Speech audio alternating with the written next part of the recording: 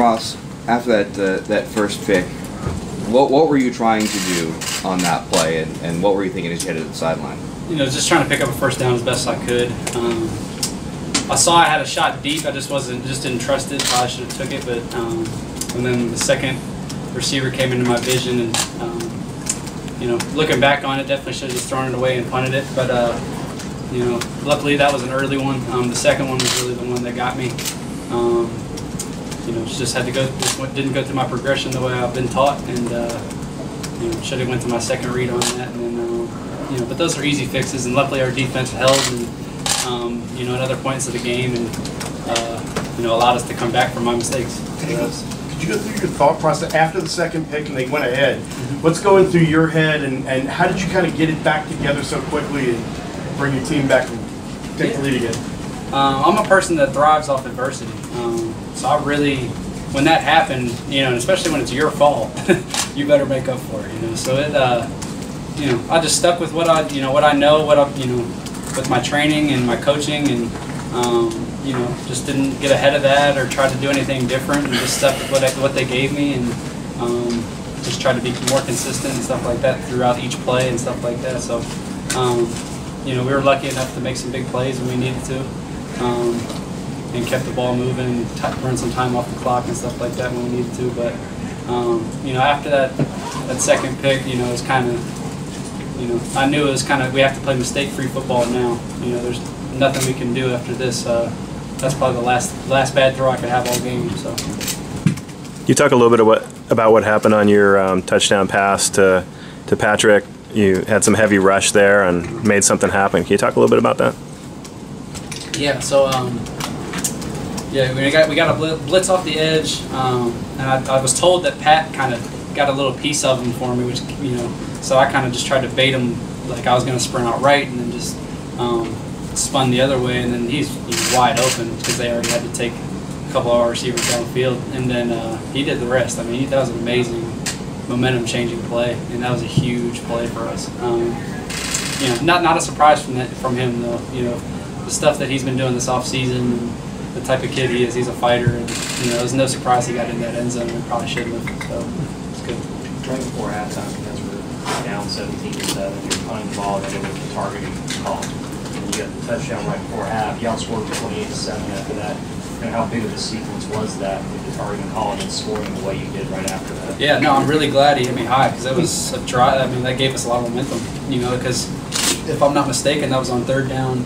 And we had an incompletion, so he really saved a drive for that, and stuff like that. So, you know, the targeting call, you know, I'm glad we got it, but I wish a couple other things we got to clean up, stuff like that. So.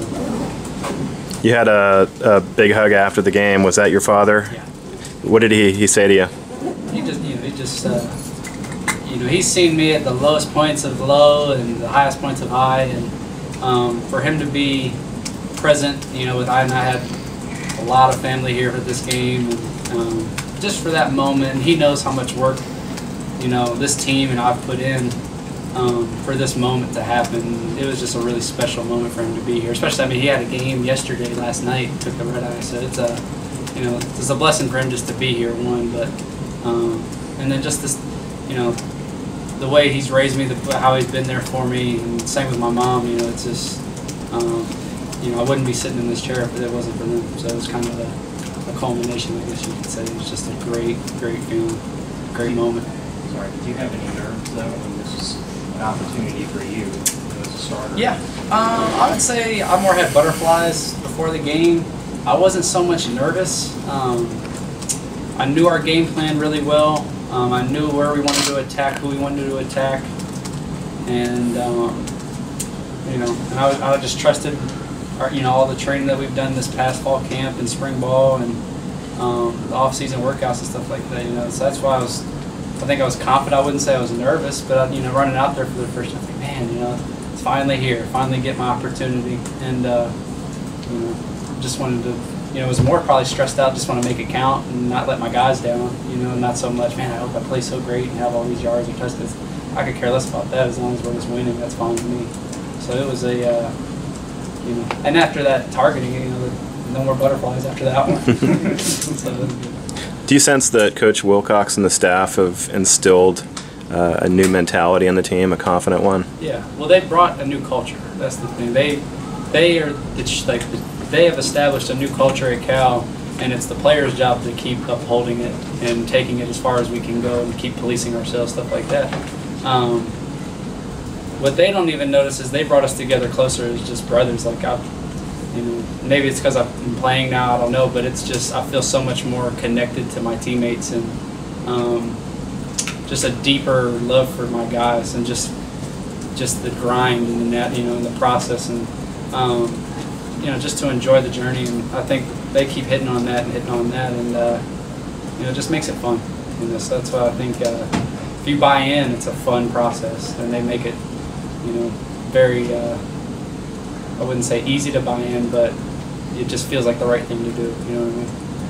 Before this, can you imagine the game where Demetrius ends with 12 yards and you end up at 360? Yeah, well, hey, I missed him bad. He should have had a long touchdown. I think it was the first possession after the second half, and I underthrew him so bad. So he should have had a long touchdown, all that he would have got. And I came up to him after the game, and he doesn't care. He doesn't. As long as we're winning, he's just that's what's awesome about him. But can't miss him next time, right? So. He said the other day it's hard to overthrow him. He kind of proved it again today. Yeah, can't be late with him, and that was a good learning experience for me on that one. So can't let that happen again. Coach, with all due respect to North Carolina, you guys came in expecting to win. Did you feel that from your team? Yeah.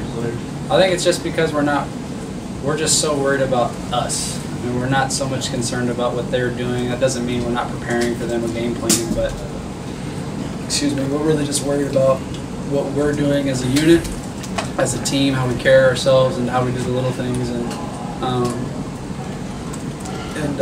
just kind of let the game play itself out. Just keep doing your job and just see where it gets us. And that's what every guy who played today did. I felt like it felt like a great team win today.